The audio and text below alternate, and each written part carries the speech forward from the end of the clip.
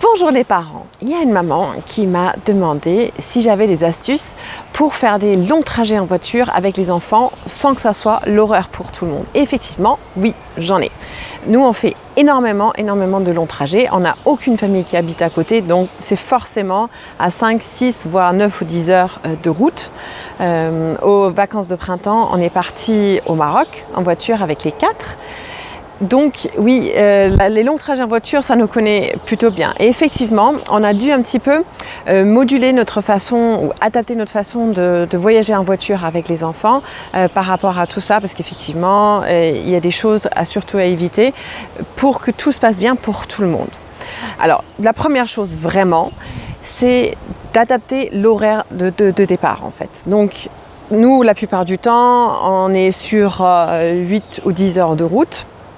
On a essayé plusieurs choses. On a essayé de partir au moment de la sieste. On a essayé de partir aussi de dîner tôt et de partir dans la foulée. Mais du coup, on trouvait que c'était un peu long pour nous. On était vraiment fatigués en arrivant. C'était pas très sûr. Donc, il y a vraiment un horaire qui convient super bien pour tout le monde et ça marche vraiment bien parce que le trajet semble beaucoup moins long pour les enfants. C'est maintenant, quand on part loin, souvent on décolle vers 3 ou 4 heures du matin. C'est-à-dire que nous, on a fait une nuit, ok, c'est une petite nuit, mais on a quand même dormi, donc on est plutôt bien reposé. Donc on met tout le monde dans la voiture en pyjama, donc on fait juste faire pipi avant de partir. On met tout le monde en pyjama dans la voiture. En général, je mets à disposition des choses un petit peu pour qu'ils puissent grignoter, parce que nous, les enfants sur un estomac vide, partir longtemps, c'est vraiment pas ça, et ils sont malades en voiture. Donc je mets des choses, genre des compotes, des petits pains au lait, des trucs pour qu'ils puissent grignoter quand ils arrivent dans la voiture.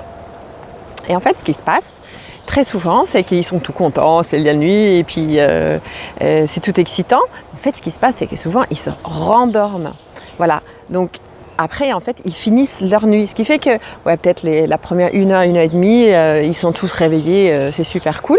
Mais en fait, ils se rendorment et souvent, ils se réveillent sur le coup de 11 heures ou 10 heures, 11 heures, voilà. Et du coup, on est quasiment arrivé, on s'arrête pour le déjeuner, on fait une bonne pause. Mais en fait, à ce moment-là, il ne reste plus que quelques heures de route et on est quasiment arrivé. Donc pour les enfants, finalement, ça semble beaucoup moins long et du coup, c'est beaucoup moins pénible pour tout le monde. Puisque quand c'est pénible à l'arrière, c'est parce que les enfants s'ennuient, ils ont besoin de bouger et tout ça et s'occuper. Et du coup, en fait, vous pouvez rouler tranquillement pendant que c'est calme derrière et ça dort et vous êtes tranquille. Donc ça, c'est une chose. Ensuite, nous, on n'a pas du tout de lecteur DVD dans la voiture. On a vraiment fait ce choix-là parce qu'on trouve que c'est mieux pour tout le monde qu'on puisse profiter de ce moment pour être ensemble, pour discuter. Les enfants peuvent jouer.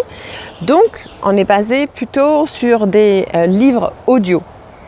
Voilà, puisque ça, s'il y a besoin d'un moment de calme un petit peu, quand tout le monde commence à s'exciter derrière et ils s'ennuient et tout ça, on met une petite histoire audio et ça les canalise, ils écoutent en fait et du coup le calme revient dans l'habitacle de la voiture, ce qui est quand même appréciable pour tout le monde. Ils aiment bien écouter, puis on a plein d'histoires audio avec de la musique, sans des longs, des plus courts, etc. Donc on peut vraiment alterner. Et ça marche vraiment très bien. Il n'y a pas forcément besoin du lecteur DVD que nous, on a proscrit complètement. Ça, c'est une chose. Ensuite, avant de partir, moi je prépare toujours une grosse boîte avec des jouets pour les enfants qui est à leur disposition. Donc souvent, bon, nous on en a 4 et on a un minibus, donc ils sont assis en mode salon un petit peu, ils se regardent. Et puis il y a un siège vide au milieu. Et ben je mets un gros carton de jouets entre les 2 sièges à disposition pour les enfants.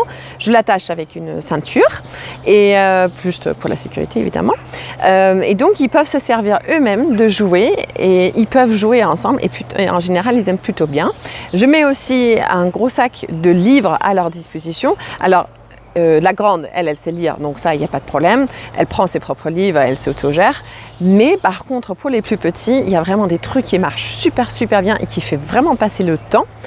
C'est les livres Cherche et Trouve. En gros, les Chercher Charlie, on a tous les albums, c'est super parce qu'ils peuvent passer super longtemps à chercher ce Charlie.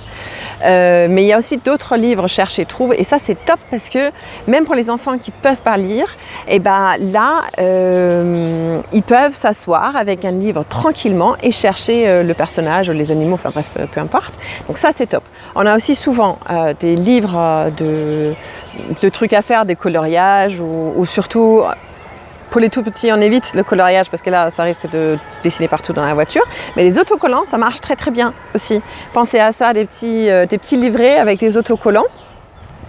On peut les mettre dans des endroits différents, je ne sais pas si c'est pour des filles, on peut faire des princesses ou des fées, ou même il faut coller la bonne couleur au bon endroit, etc. Ça marche super bien aussi et ça fait passer le temps. Ensuite, en jeu entre nous, souvent, on joue à des petits jeux, il faut penser à un objet ou un personnage et puis les autres doivent trouver en moins de 10 questions, par exemple. Et c'est un autre jeu qui marche super bien, c'est qui est le premier à trouver un objet, je sais pas, de couleur rouge, d'or, et la première personne qui trouve a gagné, etc. Ou bleu, enfin peu importe, on s'en fout. Ça fait pas mal passer le temps. Mais alors, pour récapituler,